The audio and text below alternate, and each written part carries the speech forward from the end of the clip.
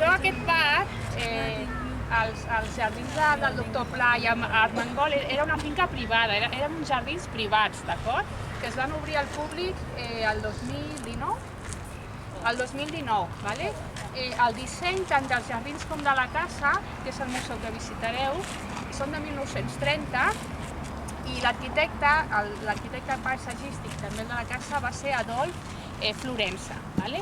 Què hi havia a la casa antigament? Perquè no era una residència, era un institut. El doctor Pla i Armengol era investigador en el tema de la tuberculosi. ¿Val? I el que s'exposa actualment, el que s'ensenya, és una col·lecció de la seva filla, la Núria Pla, que es va dedicar a col·leccionar mobiliari antic. Vull dir que us explicarà la història del metge a la casa i tal, i veureu una col·lecció molt, molt bonica de mobiliari antic.